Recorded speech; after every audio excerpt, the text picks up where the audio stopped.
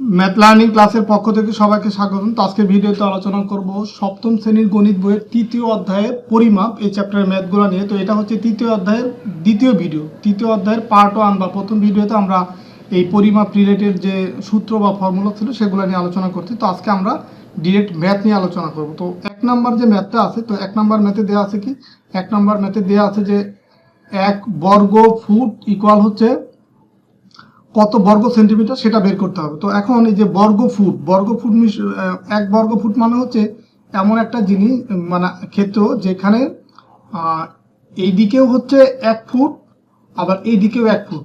এই আয়তক্ষেত্র বা এই চতুর্ভুজ এটা হচ্ছে কি একটা বর্গক্ষেত্র, মানে বর্গ ফুট, কারণ এদিকেও 1 ফুট এদিকে 1 ফুট, তার মানে এটা একটা 1 বর্গ ফুটের এরিয়া। তো এই 1 বর্গ ফুট এরিয়া ইকুয়াল কত বর্গ সেন্টিমিটার সেটা বের করতে হবে। তার মানে আমাকে বর্গ ফুট থেকে কনভার্ট করে এই সেন্টিমিটারে যেতে হবে। মানে বর্গ ফুট তো আমরা কনভার্ট করতে পারবো না, কনভার্ট করবো হচ্ছে ফুটকে। এই ফুটকে আমরা সেন্টিমিটারে কনভার্ট করব। যেমন আমরা জানি যে 1 ফুট ইকুয়াল হচ্ছে 1 ফুট ইকুয়াল আমরা জানি কত 12 ইঞ্চি। তো এখন আমার দরকার সেন্টিমিটার।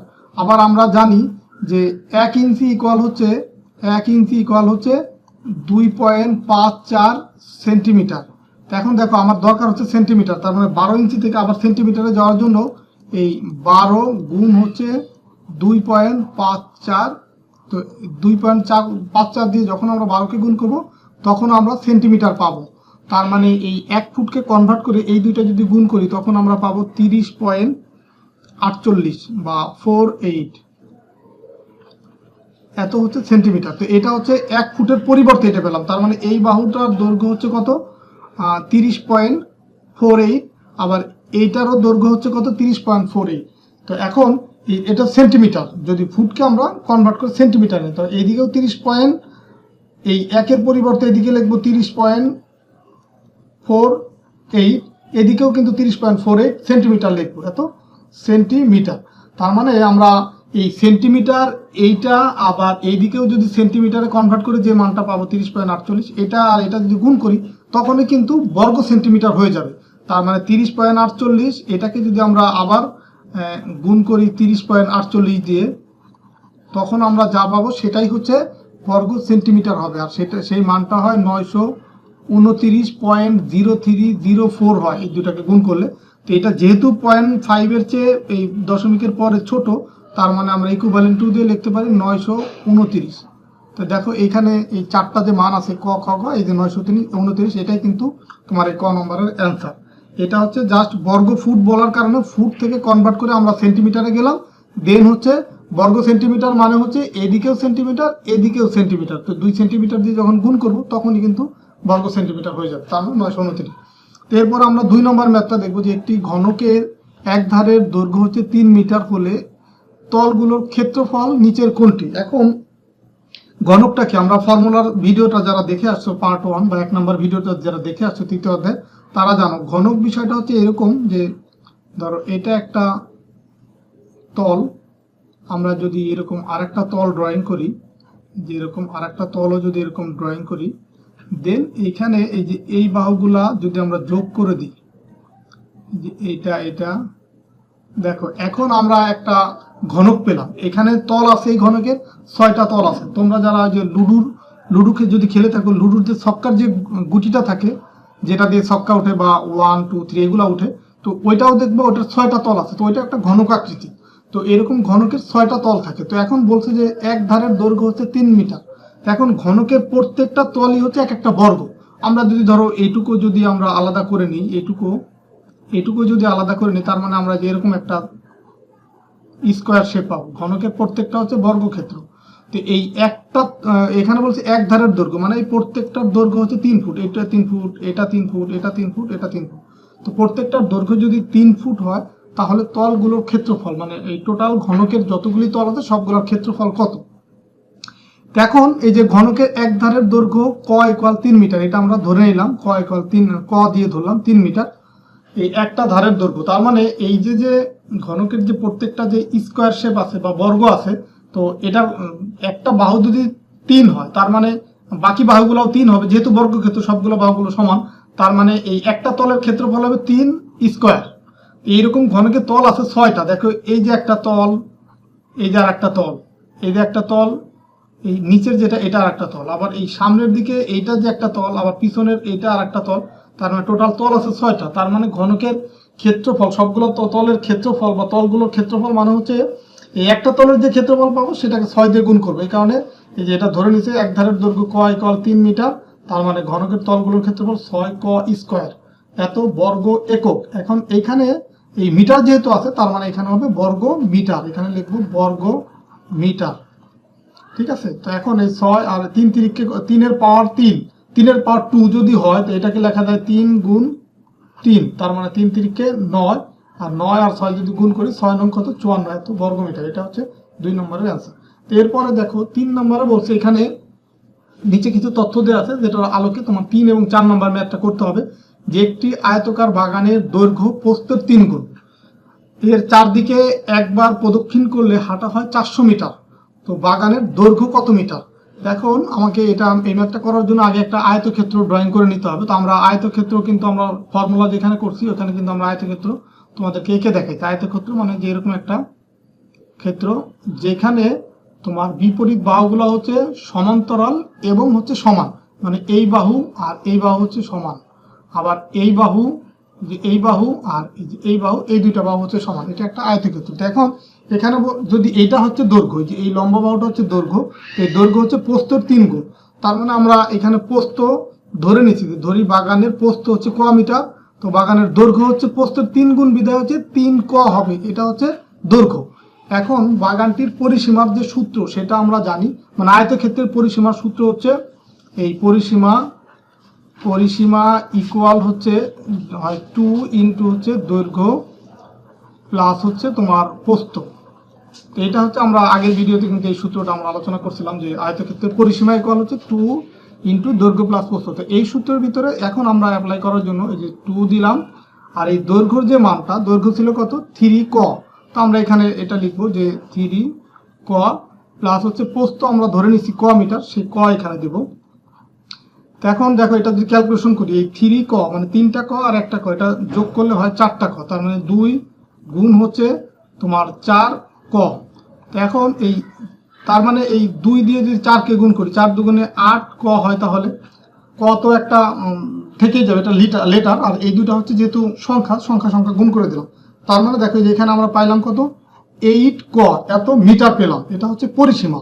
এখন পরিসীমা বলতে কি বোঝায়? পরিসীমা মানে হচ্ছে ধরো এখান থেকে যদি আমি যাত্রা শুরু করি, এই যে এইখান থেকে এই পর্যন্ত হাঁটলাম, এখানে আসলাম, এখানে আসলাম, এখানে আসলাম, এটাই হচ্ছে পরিসীমা। পরিসীমা মানে যেখান থেকে আমি যাত্রা শুরু করব ওই পুরা এরিয়াটা ঘুরে আবার ওইখানে আসা পর্যন্ত যে দূরত্ব অতিক্রম করলাম, যে দূরত্বটা, ওইটাই হচ্ছে পরিসীমা। তার মানে এখানে বলে দিচ্ছি যে চারদিকে একবার প্রদক্ষিণ করলে হাঁটা হয় 400 মিটার।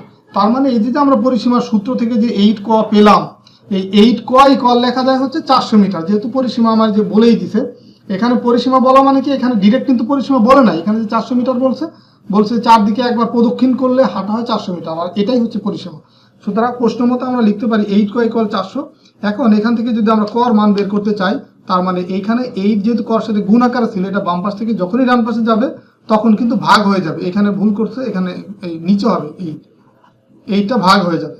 তার মানে 8 দিয়ে যদি আমরা 400কে ভাগ করি তখন কিন্তু আমরা 50 পাবো, আর এই 50 হচ্ছে কর মান। তো বাগানের দৈর্ঘ্য যেহেতু প্রস্থর 3 গুণ ছিল, মানে 3 ক ছিল, তার মানে দৈর্ঘ্য হবে 3 ইন্টু ক, তার মানে 3 ইন্টু 50, এটা হচ্ছে 150 মিটার হবে এই তোমার দৈর্ঘ্য। তো এখানে আমাকে বলেই দিচ্ছে বাগানের দৈর্ঘ্য কত। দেখো এই যে দৈর্ঘ্যের অ্যান্সারটা হচ্ছে কত 150 মিটার। তো 4 নম্বর ম্যাথে বাগানের ক্ষেত্রফল বের করতে বলছে। তো বাগানের ক্ষেত্রফল, তো আবার সেই আয়তক্ষেত্রটা আসি, যে এটাই হচ্ছে ধরো আয়তক্ষেত্র ছিল। তো আয়তক্ষেত্র দৈর্ঘ্য আমরা পাইছি হচ্ছে কত 150 মিটার, 150 পাইছি দৈর্ঘ্য, আর প্রস্থ পাইছি হচ্ছে 50 মিটার। তার মানে এখন যদি আমরা ক্ষেত্রফল বের করতে চাই, তো আয়তক্ষেত্রের ক্ষেত্রফলের যে সূত্র, তার মানে আমাকে সেই সূত্রটা জানতে হবে। সেই সূত্র জানা মানে হচ্ছে আমরা প্রথম ভিডিওতে আমি কিন্তু এটা আলোচনা করে আসছি, যে আয়তক্ষেত্রের ক্ষেত্রফলের সূত্র হচ্ছে দৈর্ঘ্য ইন্টু প্রস্থ।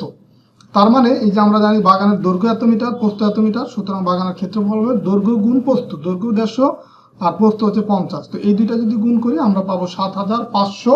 ইউনিটটা কি হবে? অবশ্যই বর্গমিটার হবে, যেহেতু ক্ষেত্রফল।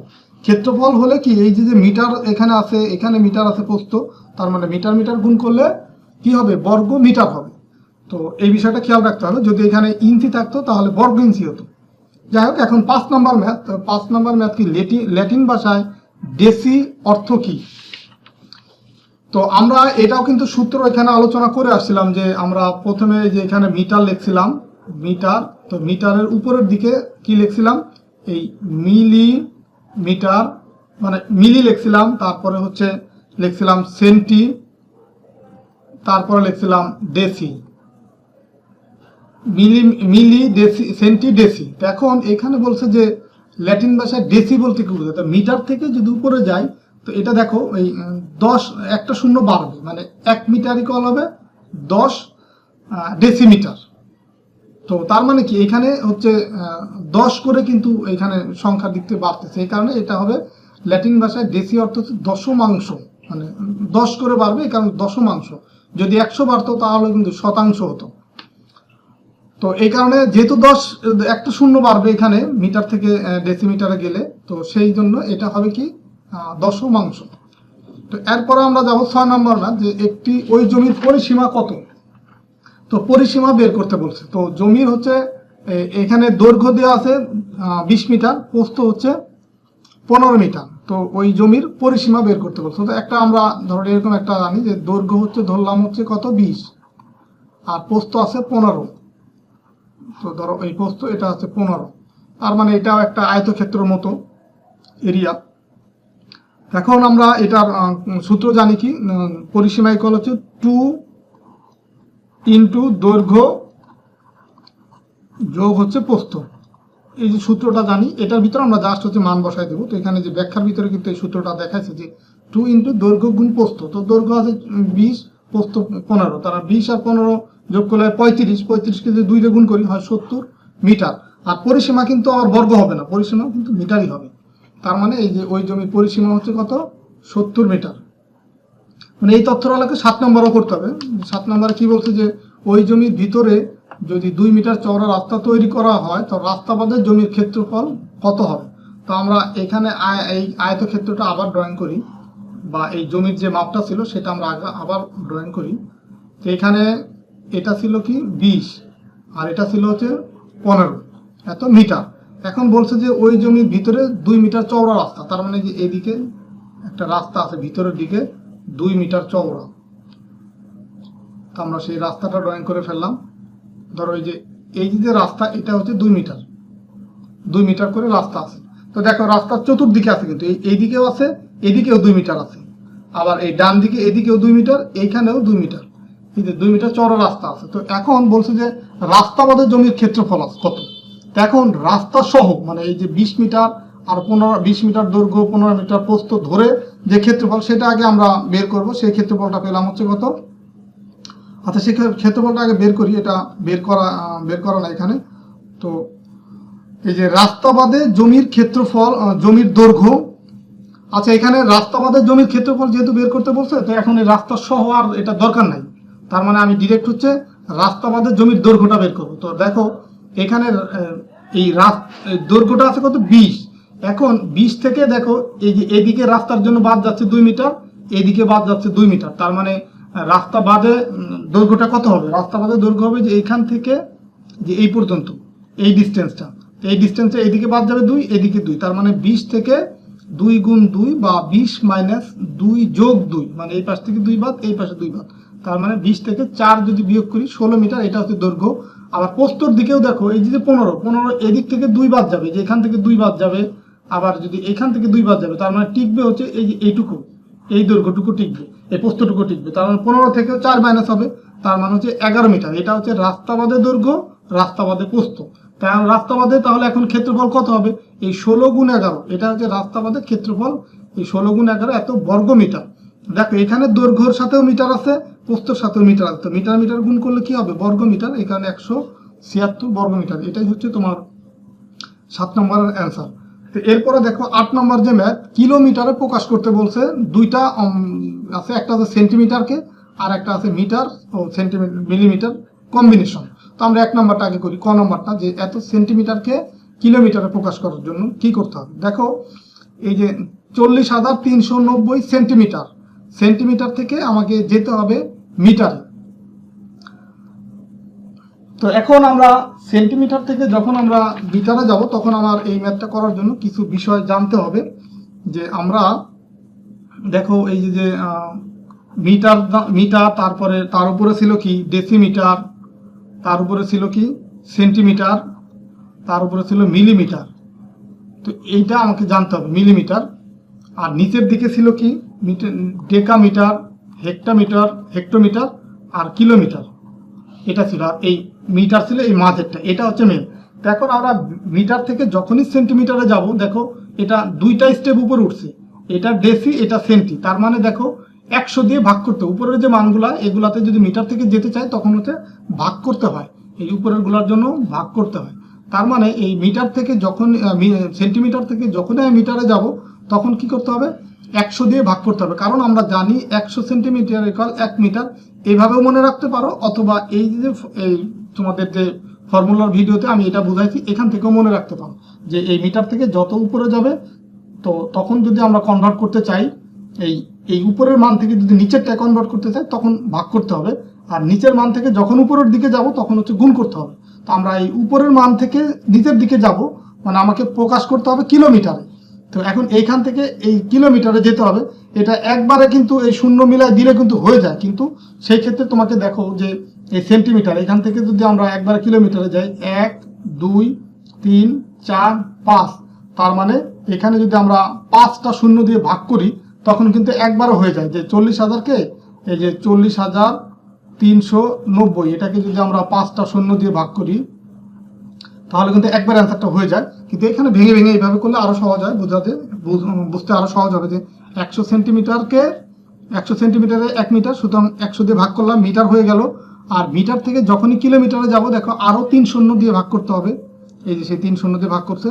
তো আর এই ভাগের নিয়মটা হচ্ছে কি, দেখো এই যে 100 দিয়ে যখন ভাগ করব, এই যে 40,390 আছে, 100 দিয়ে ভাগ করা মানে এই যে দুইটা শূন্য আছে না, তখন এই দশমিক, এই 2 ঘর আগে দশমিক চলে আসবে, 2 শূন্যর কারণে 2 ঘর আগে দশমিক আসবে, তার মানে 403.90 থাকে, এটাই আছে।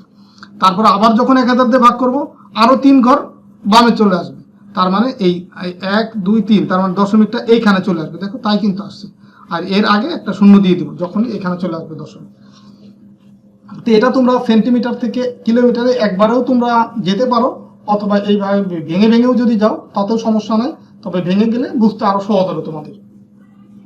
তো এরপরের যে ম্যাথ, যে 75 মিটার 250 মিলিমিটার, তো এটা থেকে আমরা কিলোমিটারে কিভাবে যেতে পারি। তো দেখো এখানে এই 75 মিটার আর 250 মিলিমিটার, তো এটাকে যেহেতু মিটার একটা আছে এটাকে আলাদা করলাম আর এই মিলিমিটারকে আলাদা করলাম। তো যখন আমরা মিটারটা এখানে রাখলাম তার যোগ হবে এই 250 মিলিমিটার। তো মিলিমিটার থেকে যখনই মিটারে যাব তখন হচ্ছে 3 শূন্য দিয়ে ভাগ, মানে 3 শূন্য দিয়ে ভাগ মানে 1000 দিয়ে ভাগ করে। দেখো কিভাবে, এই যে এটা হচ্ছে মিলিমিটার, তো এখান থেকে যদি 3 ঘর নিচে যাই তখন কি হবে, 3 ঘর নিচের দিকে গেলে কি করতে হয়, নিচের দিকে গেলে ভাগ করতে হয়। তার মানে এইখানে আছে মিলিমিটার, এইখানে আছে মিটার, তো মিটারে গেলে 1 2 3, 3টা শূন্য দিয়ে ভাগ করব। তার মানে এটা হয়ে যাবে কি, দেখো এই 250কে যখনই 3 শূন্য দিয়ে ভাগ করব তখন এই 3 সংখ্যা আগে দশমিক চলে আসবে, তার মানে দশমিকটা যে এখানে গিয়ে পড়বে, তার মানে 0.25। আর দশমিকের পরে লাস্টে যদি কোনো শূন্য থাকে, দেখো এখানে লাস্টে কিন্তু শূন্য, এই শূন্য দেয়া না দেয়া সমান কথা, তার মানে এটা এই বাদ দিয়ে 0.25 এভাবে লেখা যায়। তো দেখো এইখানে 75 মিটার, এইখানেও 0.25 মিটার, 25 মিটার আর কি। তো এখন এটা আর এটা যদি যোগ করি তো 75.25 মিটার। এখন মিটার থেকে যখনই আমরা কিলোমিটারে যাব তখন আবার 1000 দিয়ে ভাগ করতে হবে, কারণ আমরা দেখো যে এখানে এইভাবেও এখানে যে জানি যে 1000 মিটার 1 কিলোমিটার, আবার এখানেও দেখো এই যে মিটার থেকে যখনই 3 ঘর নিচে কিলোমিটারে যাব তখন 1000 দিয়ে ভাগ করতে হবে, মানে যে কয়টা ঘর নিচে যাব ওই কয়টা শূন্য দিয়ে ভাগ করতে হবে, 3 শূন্য, তাহলে তার মানে 1000 দিয়ে ভাগ করতে হবে। তো 1000 দিয়ে যখনই ভাগ করব এই 75, এখানে আছে নিচে আছে 3টা সংখ্যা আর এখানে আছে 2টা সংখ্যা, দশমিকের আগে 2টা সংখ্যা, তো দশমিকটা 3 ঘর বামে চলে আসবে, তার মানে 3 ঘর করার জন্য এখানে আরেকটা শূন্য দিব, তারপরে এখানে দশমিক দিব, তারপর এইভাবে লিখব। তার মানে দেখো এখন দশমিকটা এখান থেকে উঠে যদি এখানে আসে 1 2 3, তার মানে 3 সংখ্যা বামে চলে আসলো। দেখো এখানে কিন্তু তাই লিখছি যে এই যে এখানে ছিল দশমিক, এই যে এখানে ছিল দশমিক, এখান থেকে 1 2 3 তার আগে দশমিকটা চলে আসছে, এই যখনই নিচের সংখ্যা ধরো যে এখানে যেহেতু 75 ছিল, নিচে 3টা শূন্য ছিল, তার মানে এই শূন্য দিয়ে সেটা ফিল আপ করতে হবে। এইভাবে যদি 4টা শূন্য হতো নিচে, তার আরেকটা শূন্যর আগে দশমিক হতো, এইভাবে করে ফিল আপ করতে হবে। তো এটাই হচ্ছে তোমার এই 8 নম্বর ম্যাথের অ্যান্সার। তো আজকের ভিডিওতে এই পর্যন্ত আমরা আলোচনা করবো 1 থেকে 8টা ম্যাথ, মানে 8 নম্বর পর্যন্ত এই ম্যাথগুলো সমাধান করে দিলাম। আর পরের ভিডিওতে আমরা 9 নম্বর থেকে শুরু করব। পরের ভিডিওতে মানে হচ্ছে এই তৃতীয় অধ্যায়ের এই পরিমাপের চ্যাপ্টারের 3 নম্বর ভিডিওতে আমরা 9 নম্বর থেকে শুরু করব। তো আজকের ভিডিওতে আমরা 1 থেকে 8 পর্যন্ত শেষ করলাম। তো ঠিক আছে, সবাই ভালো থাকো, সুস্থ থাকো, আর সবাইকে ভিডিওটা দেখার জন্য ধন্যবাদ। আর ভিডিওতে অবশ্যই তোমরা একটা মতামত দেবা, কারণ তোমাদের মতামতের উপর ভিত্তি করে, তোমাদের মতামত দাও, তোমাদের মতামতের উপর ভিত্তি করে আমি কিন্তু ভিডিওগুলো তৈরি করব। তোমরা আসলে এই ভিডিওগুলো দেখে বেনিফিটেড হচ্ছে কিনা বা তোমরা সঠিকভাবে শিখতে পারতেছো কিনা, তোমরা যদি মতামত দাও তখন আমার এই ভিডিওগুলো তৈরি করা বা তোমাদেরকে বোঝানো আরো সহজ হবে। আর তোমাদের ম্যাথ রিলেটেড যে কোনো প্রবলেম তোমরা যদি কমেন্টসের মাধ্যমে জানাও, ম্যাথ রিলেটেড যে কোনো কিছু জানার যদি তোমাদের থাকে, তো আমাকে প্রশ্ন করলেই আমি তোমাদেরকে অ্যান্সার দিব, এবং যে কোনো কিছু ম্যাথ রিলেটেড জানতে চাইলে সাথে সাথে আমি তোমাদেরকে রিপ্লাই দেবো। তো ঠিক আছে, সবাই ভালো থাকো, আল্লাহ।